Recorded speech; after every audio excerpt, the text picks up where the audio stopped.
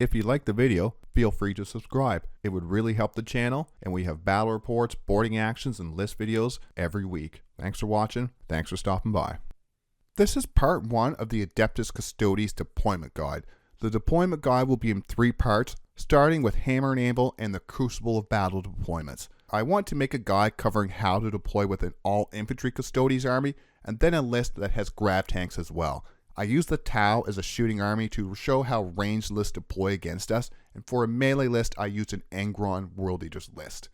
I included lots of examples and photos for this video. I show how Witchseekers give us some really good utility, and lots more tips for the Custodes deployment. I also threw in my turn 1 movement for some of these, to show my mindset of what I want to do with these units after my deployment. Let's move on to the first deployment, Hamm and Anvil. I started with Hamm and Anvil since it is one of the easier deployments for the Custodes, ranged units in the back, melee in the front, with a few units possibly in reserve, ready to deep strike in our later turns. I have a lot of examples of deploying with a full infantry list and a list with 2 Grav-tanks. I also have what my scout moves and my first movement turn would be. Try to show my mindset for playing Custodes. There is only one deployment I am not a big fan of, and that is Dawn of War, and that will be in part 2. Let's move on to the examples and see if I can bestow any wisdom. In this image here, we do have a Custodes list with 2 Custodes Grav-tanks. The group of Custodian Guard up there in the top left-hand corner by the chair are just the unit that I do have in Deep Strike. So in here, I have deployed a lot of the stuff in cover. This is going to be against a Tau shooting list, how to deploy against a shooting line. So a lot of our units here are in cover, or the Witchseekers are out. They're going to be ready to scout ahead. Both of the Custodes Grav-tanks are in full cover here, so I don't have to worry about turn 1 having my tanks blown off the board, because we do want to use our Custodes tanks as a counter shooting unit. Just like over here, I have the tank behind the trees, the Custodian Guard behind the tank are in Deep Strike, and my wardens here behind this train car to stop it from being shot as well. So everything is behind cover, so at turn 1, I don't have to worry about being shot off the board. And if you do have an assassin, especially against a shooting list, you can infiltrate her, because there's a lot less threat of her being shot off the board turn 1, as long as she has some good line of sight cover. Against a melee army, or an army that can push up the board quite fast, you may want to just keep her in Deep Strike, or set her somewhere down in our lines to do some screening. So as you can see here, if we do have 2 Custodes Grav-tanks, it does cause the Tau to not deploy right in the shooting lanes, ready for us to come out and blow us away, because they don't want us to get turn 1 and shoot them off the board with our tanks. And we'll take a better look at these shot lines, because you can see here, there is Shadow Sun up there, but she can't be targeted. She does have Lone Operative, so it does keep a lot of these. Even that Devilfish could probably be pushed over a little bit more. And over here, once again, there is no Tau standing out in that shot line, ready to blow us away as soon as we come out. It's a lot different when we have infantry lists, and I'll show you that in the Crucible of Battle deployment part, because I do have a World Eaters list and a Tau list, just to show you the differences between deploying, and also have an infantry list and a shooting list for that one. Don't lose units for nothing. It's alright to deploy a little bit further back. We don't want to be super aggressive on turn 1 anyway. Turn 1 is a staging turn for Custodes. So that is why the tanks are so important right now, because there's so many shooting armies right now. Shooting seems to be the meta, so having a little bit of redundancy against that really helps. For my Witchseekers, you can see here how I have deployed them, so I can scout towards those objectives. So even if I don't get turn 1, I can scout these somewhere where they'll be safe, and if I get turn 1, I can scout these towards these objectives so I can grab them turn 1. Even better if you get the aerial deny secondary, or something like secure no man's land. And as you can see here, for the scout, I scout them 6 inches towards the center objective and 6 inches towards the objective on the side here. So that way I can get objectives turn 1 quite easily, and I can get any kind of secondaries that need me to grab objectives, or any of those other objectives that need a unit in the mid board. Let's look at our movement for turn 1. And for this scenario, we'll say that we did get first turn. So for our Witchseekers, we are going to move them onto the objectives. I could advance them to get them further on, but I just want to have them touching this objectives, especially the center. I want to stay away from these Tau as much as I can. I don't need to push them with Witchseekers. And this objective over here, I may want to advance them to make sure I get them fully behind cover. I don't want these sticking out, because they will be killed quite easily by the Tau. So now we have 2 objectives held, and we don't have to worry about putting our expensive Custodes out in the open yet. Now we can wait for the Tau to come try to take these objectives back, and then pounce on them with our infantry and blow them off the board with their tanks. And we want to play it quite safe with our infantry. So for turn 1, I usually do as a staging turn. So you can see here, I'm just moving everything up the board quite slowly, maybe advancing stuff so I can get as much movement as I can and get everything into some line of sight cover. And for this list, I did have the Subductor Squad, so I brought them back out and strung them out so I could have more of a screen. And like I said, I pushed those Wardens ahead. Then I just brought the Custodian Guard with Drax's Squad a little bit over more to get some more cover and pop that 18-inch lone-op ability, so it's a lot harder for these Tau to take out my Draxus unit. And then my other Wardens here, I did advance them up the board. They will be able to be targeted by the Tau. I may pop my Fort Feel No Pain right now because I want to get onto that objective. If I get on that objective behind the wall, it'll be really hard for the Tau to OOC me. They'll have to come take it from me. And if they get close, I have that Blade Champion to advance in charge and chop them into pieces and hold that objective still. And you also notice that I didn't move my tanks out. My tanks are still behind cover. I want to use them as a counter shooting unit. I want the Tau to come out first before I bring my tanks out to shoot. You don't want to bring these out and take a round of shooting. Hold back on these, wait till the enemy presents themselves, and then use these to take out the enemy units that are really good at killing our Custodes infantry. Blow those away first and you'll have a lot easier time. Turn 1 in your deployment against a shooting line, you really want to take your time. Make sure nothing's poking out. There's no spears around corners or anything like that. We really need to stage. We really need to take our time. Get onto these objectives. Force a shooting army to come to you. Don't go towards a shooting army. Force them to come to you. The second deployment for part 1 is Crucible of Battle. As with Hammer and Anvil, I have some examples of the Custodes deploying using a full infantry list and a Caladius Grav-tank list. Crucible of Battle is another deployment I have always liked. It is overall harder deployment than the Hammer and Anvil, but it's nothing we can't handle. Let's move on to the examples. Alright, so for Crucible of Battle, we'll start with a Custodes infantry list versus a Tau shooting list and how we want to deploy versus that kind of list when we're running an infantry list. As you can see here, I have everything in line of sight cover. I don't want to get shot off the board turn 1, so you really need to deploy where you can't be shot. You need to take your time, look around, make sure there's nothing poking out, but also make sure that you're not stuck somewhere that as soon as you move out, you're going to be in shot lanes. Look around, try to plan your turn 1 movement so you can try to get on objectives or at least do some good secondary scoring. You don't want to be all bunched up in one place. Spread across the board and start planning for your turn 1 movement. Just like last time, if you do have an infiltrating unit like this assassin, you can place them up on the board because it is harder to get at infiltrating units with a shooting line army, unlike something like World Eaters who will just advance and charge up turn 1 and chop her into pieces. And we also have our Witchseekers on the line as well. And just like Hammer and Anvil, we have them in good positions where we can scout forward and hopefully get some good turn 1 secondaries and good board control. And when you're running an infantry list, this is what a shooting line deployment is going to look like. Everything is going to be out in the shot lanes. They have no reason not to be. We don't have any tanks in this infantry list, so they can wait in the shot lines. As soon as you come out, they can blow you away. This is why you really need to plan for your turn 1 and have a good idea where you want to go. Make sure you're not deploying in a place where you have nowhere to go but out in the open. And our scout moves with an infantry list are going to be similar with the tank list. You're going to scout up, try to grab some early objectives. Try to be in a good place to get some secondary scoring if we get those draws, especially aerial denial, secure no man's land, secondary draws like that.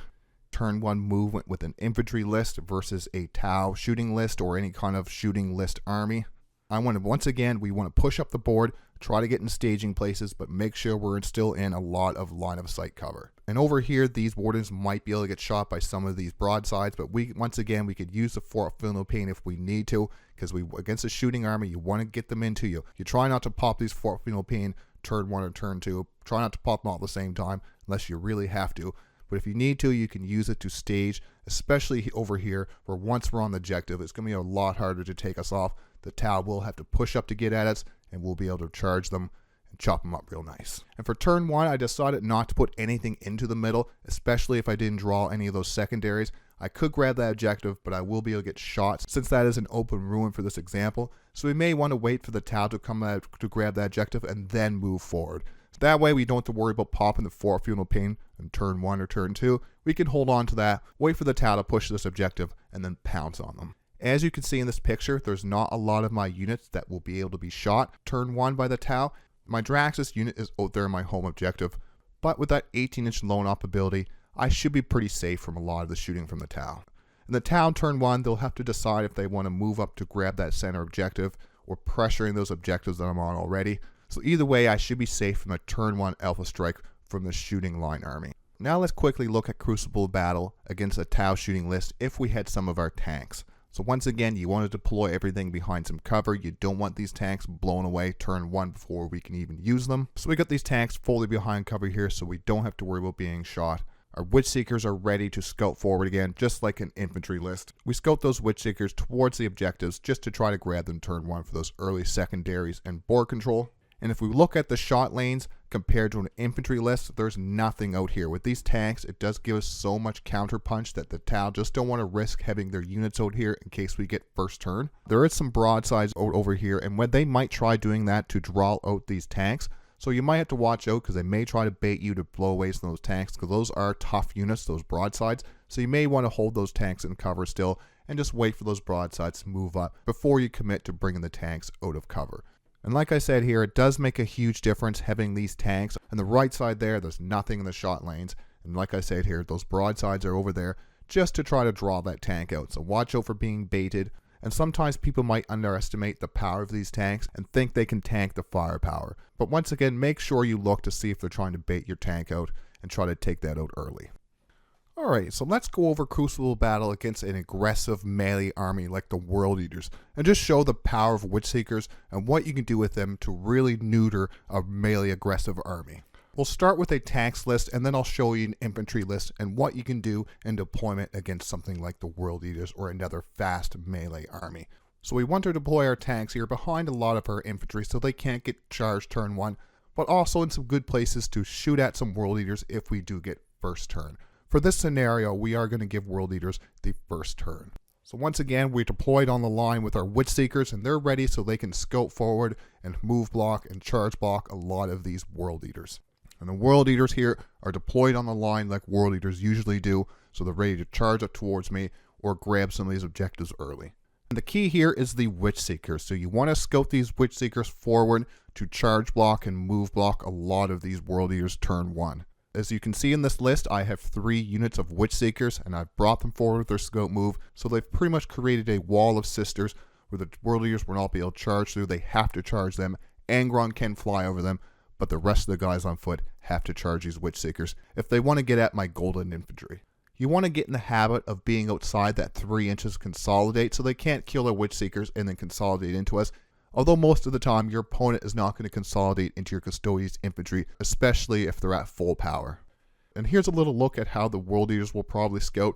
They are going to use their Lord of Custodes to scout their Exalted 8-bound closer to our lines. And here's what the shot lanes for your tanks are probably going to look like against a World Eaters army or another army that's going to deploy on the line and hopes to run and charge out you turn 1 or at least get onto some objectives turn 1 and some early board control. So we will have targets for turn 1, especially if we go first turn. But like I said, for this scenario, the World Eaters are going to get first turn. So this is a generic first turn for the World Eaters. They're going to charge ahead, bring Angron, bring Exalted 8-bound, try to grab the center objective. They may bring everything forward. They may try to play smart and grab objectives while still bringing some of their army forward. So this is just a generic look of what the turn 1 movement for the World Eaters is going to look like. And then they're going to charge in, and as you can see here, they have to charge into the Witchseekers. They can't get at my Wardens with the Blade Champion. They can't get at my tank. But we are going to say that Angron did get a big charge, was able to fly over and charge into those Wardens with the Blade Champion on the right there in front of the tank. The tank is far enough away that even if he is able to wipe this entire unit, he won't be able to consolidate into our tank. And of course, we would pop our 4-up Feel No Pain with our Wardens at the start of the fight phase. And for this scenario, we'll say Angron went berserk and we rolled pretty poorly on our saves and our 4-up Feel No Pains. The Witchseekers have been blended into pieces and we've lost everything except for our Blade Champion against Angron. So for Custodes, for our turn 1 movement, we are going to use Hunt as 1 or Multi-Potentiality if you're using Shield Host or the Talons of the Emperor to be able to fall back and charge with that Blade Champion. We're going to bring a bunch of our infantry units a little closer to Angron and that Blade Champion with Warden's unit up towards these Exalted 8-bound on that objective. We want to get as close as we can to make sure we don't fail any of these charge rolls.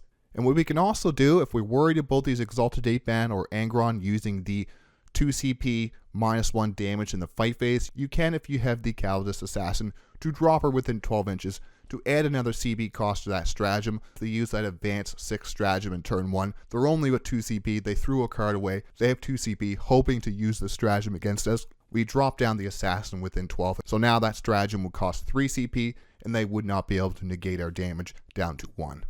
And falling back with the Blade Champion allows us to get shot lines with our Custodes Grav-tank into Angron without any -1 to hits or anything like that. So what we're going to do is shoot everything we have here into Angron. We want to be able to take him out, possibly without charging him. If we have to, we can charge that Draxus unit in, that unit with Valerian and the Wardens, but I would like to be able to use the 2 Custodes tanks, all the shooting from Draxus and those Wardens units to take down Angron. And if we really had to, I would charge that Blade Champion in and hunt for those devastating wounds. Ideally, we want to shoot Angron to death and then charge that Exalted 8-bound unit on the objective on the left with that lone Blade Champion and their Blade Champion with the Wardens, and just overwhelm them with attacks and take that objective back. This way, Angron will be gone for now, that Exalted 8-bound unit will be gone, and we'll be in control of 2 objectives, ready to push towards the center and kill those Exalted 8-bound who are now standing there. So that is how to deploy with the Crucible of Battle against a World Eaters army if I had a tanks list. So let's take a little look at the infantry list and what we could do, because it's a lot of the similar thing. Set up a counter charge, punch them back really hard, and then move up the board. For our infantry list, we're going to say we have a lot of Venatari instead of the Custodes Grav-tanks. We use the points to get some Venatari for some extra punch. And when I'm playing against World Eaters, I might put one of these Venatari in reserve just so I can drop down and hopefully take their home objective. But I'm going to start a lot of these on the board just so I have a really good counter punch against that turn 1 charge, that turn 1 threat from the World Eaters. I've done the same thing as last time. You have the Witchseekers on the line, ready to scout up to create that wall of Psychotic units to block that turn 1 charge from the World Eaters and set up our really strong counter charge. And like you can see here, I have 6 Venatari in a group here behind the Witchseekers. I have my Wardens, my other group of Wardens. We're all set up ready for a turn 1 charge from the World Eaters, or possibly even the Emperor's Children when those come out, because I think they're going to be fast and hit hard. So this will be the same way. You want to deploy defensively, use these Witchseekers to push up, cause the tide of World Eaters to smash against them, and then mop them up with our Custodes infantry. Try to get used to having these units outside of 3 inches to stop any kind of pylons or consolidates, but a lot of the times you don't have to worry with the Custodes because they're not going to consolidate into you. But it is important to watch out for pylons because sometimes they will have a Master of Executions who has the fight first unit. They may use the Witchseekers as a springboard into some of your other units, so make sure they're not going to be able to charge into your Psychotic units and then tag some of your Custodes infantry. And that is our guide to the 2 deployments, the Crucible of Battle and Hammer and Anvil. Once again, I'm sorry if this is a little bit rough. This is the first one. There was no scripts for this. It was just me going off my memory and how I deploy and how these images look. So hopefully this wasn't too rough, and you to gain some insight on how to deploy against some of these shooting armies and some of these aggressive melee armies, especially if you're using a full infantry list or some of these Custodes Grav-tanks lists. I didn't go into all the detachments and how some of these stratagems would work. Talons of the Emperor is really great, so you can pull back a unit with that reactive move if you need to, or you can even push one of these Wardens units up to block an important unit you don't want charged. But this was without the detachments. This was just the basic how you want to deploy against some of these armies, just so you're ready for a good turn 1. And just like I said in some of my tips and tricks videos, you want to plan ahead. So you want to deploy for you're ready for turn 1. You're already thinking what you want turn 1, trying to think a little bit towards turn 2. Plan your go turn. Counter some of these armies. Don't get shot off the board turn 1, and don't get charged and chopped to pieces turn 1. Let's finish with some quick final thoughts. And once again, sorry if this video was a bit rough around the edges. It was my first video without a whole bunch of script and just going off some images and just trying to give you guys some helpful information how to deploy with Crucible of Battle or Hammer of Anvil. Any feedback on this video is appreciated. If I missed any tips or anything you guys would like to know, let me know and I'll throw that in part 2. I truly hope you got some helpful information from this video. The new data slate and the new detachments will have me busy over the next few weeks. Part 2 will be coming though. I will take what I learned from this video to make part 2 even better. Subscribe for weekly battle reports, list videos, boarding actions, and other Warhammer 40K content. And like I always say, thanks for watching, thanks for stopping by.